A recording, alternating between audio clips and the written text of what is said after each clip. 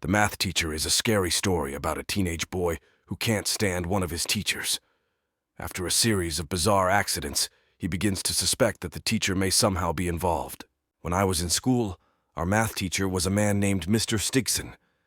He was quite young, and the girls in my class thought he was handsome at first.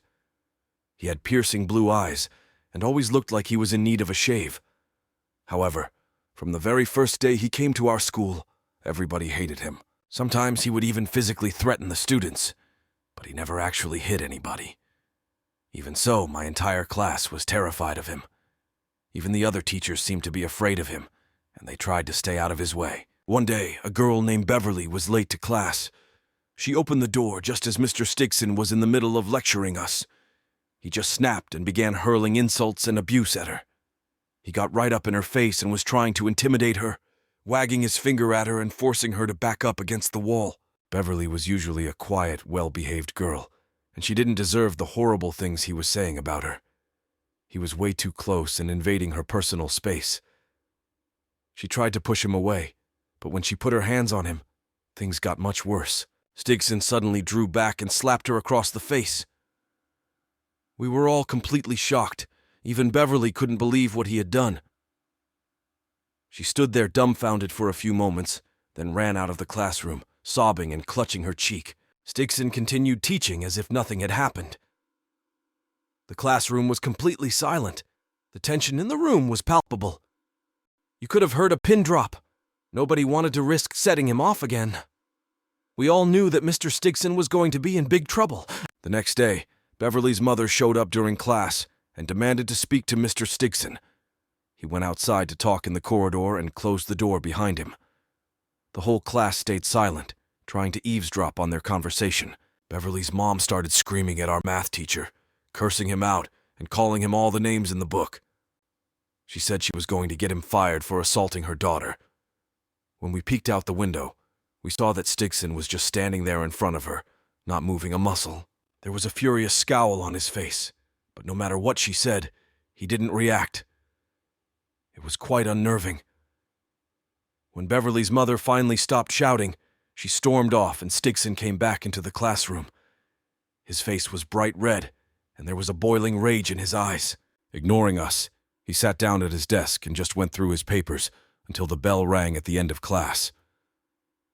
The next morning, when I got to school, I heard the shocking news.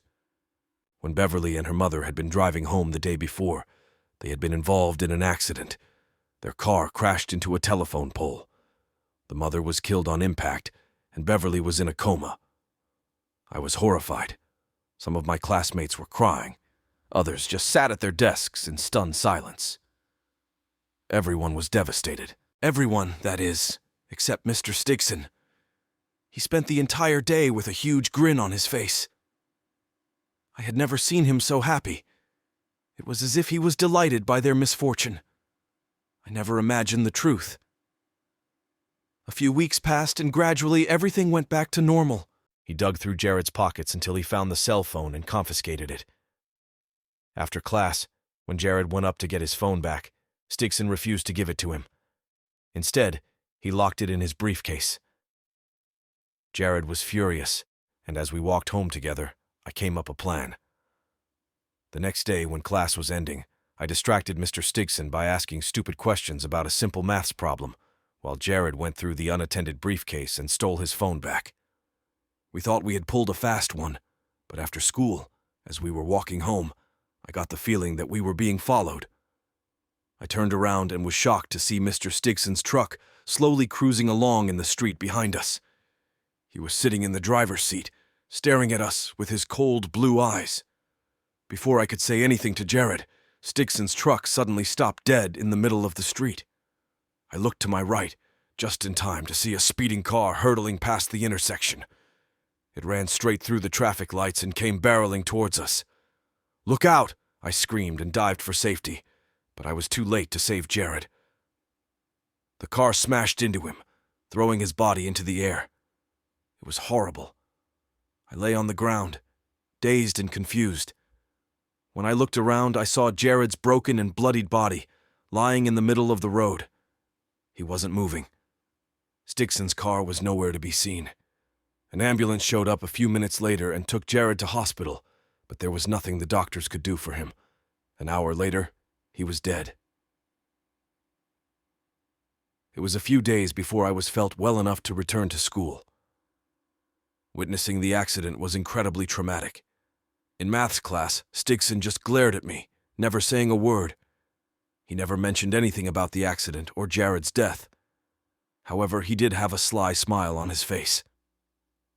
One evening, I got a call from Beverly, which really surprised me. She was still in hospital, recovering from her injuries, but she had come out of her coma and was well enough to speak on the phone. She said that she had heard about Jared's accident and asked me if I had been with him when it happened. I told her that I was with him, and then I told her that Stigson had been there as well. "I knew it," she cried. "Just before my mother swerved off the road and hit the telephone pole, I saw something. I looked out the window and saw a truck in the lane next to us. Mr. Stigson was in the driver's seat. The rest is just a blur, but I remember him clearly. He was just staring at us." Basically, she said Stigson had somehow caused the accident. I didn't know what to think. It all sounded so crazy, but if Stigson was at the scene of both accidents, he had to be involved somehow. It was too much of a coincidence. Beverly told me to watch out for Stigson. She said he was dangerous, and I could wind up being his next victim. I didn't know what to think. The next morning, when I left for school, there was a pickup truck parked at the end of the street. It was Stigson's truck. I couldn't see the driver, and as I approached, the truck's engine started up, and it roared off down the street. It was enough to freak me out. I became a nervous wreck. At night, I would look out the window and see Stigson's truck parked outside my house. Sometimes he would allow me to see him, sitting in the driver's seat, staring at me with those cold blue eyes. He was trying to intimidate me. After a while, it became obvious that there was something wrong with me. I lost my appetite and seldom ate a thing.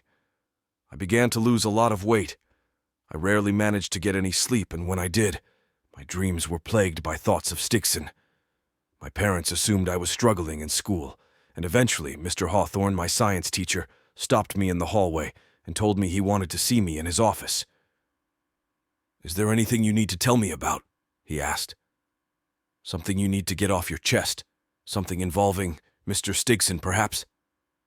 My jaw dropped. I just nodded. Everything came pouring out. I told him about my suspicions that Mr. Stigson was involved in the accidents. When I finished, Mr. Hawthorne had an odd look on his face. I sat there, expecting him to call me crazy and throw me out of his office. Instead, he patted me on the shoulder and told me that he believed me.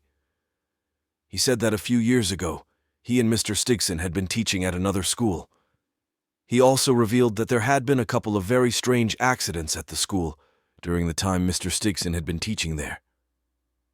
Initially, there were problems with vandalism. A few students broke into the classrooms and spray-painted graffiti on the walls. They also broke into the teachers' desks and stole some equipment. The last classroom that had been broken into was Mr. Stigson's. The next day, 3 students had been killed in a horrific car crash. Some of the items that had been stolen from the teachers were found in the trunk of the car, and there was a can of spray paint lying in the back seat. It was obvious that they had been the ones who vandalized the school. Everyone at the school was horrified, all except Stigson. Mr. Hawthorne grew suspicious when he saw how happy and pleased Stigson became when he learned about the accident. Sometime later, the school had to let several teachers go. Mr. Hawthorne and Mr. Stigson lost their jobs. The next day, the school administrator who made the cuts was hit by a car. He later died in hospital. Mr. Hawthorne said that when he left the building, he saw Stigson standing in the doorway, just staring at administrator. I was astonished and didn't know what to say. I told Mr. Hawthorne that we had to do something. If Stigson was responsible for the accidents, we had to stop him. We had to contact the police. Hawthorne shook his head gravely. "There's no proof," he said. "Stigson can't be tied to anything. Even if the police believed us, they could never make a case. No jury would convict him." "Then there's nothing we can do," I said hopelessly. "Don't worry about it," said Mr. Hawthorne. "Let me take care of it." That evening, I was walking home from school when I got the strangest feeling that I was being watched. The hair on the back of my neck stood on end. I looked around and saw Mr. Stigson's pickup truck. It was parked on the other side of the street, and he was standing right in front of it. A chill ran down my spine. His face was twisted in rage, and he was staring at me intently, his eyes cold and filled with malice. The next thing I knew, I felt a squeezing sensation around my neck. He was choking me. I couldn't breathe. My lungs were fighting for air. I was terrified and started clutching at my throat. I was beginning to black out. I was going to die. Then I heard a terrible sound. It was a deafening screech, followed by the crunch of metal on metal.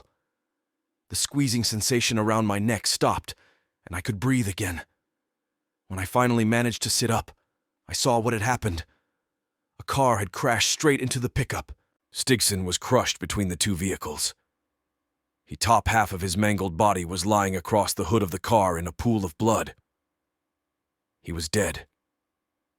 His corpse had been so crushed that his guts were forced out through his mouth. It was a sickening sight to behold. The car door opened and a figure stumbled out. He had survived the crash, but he was badly injured. He fell to his knees in the middle of the street.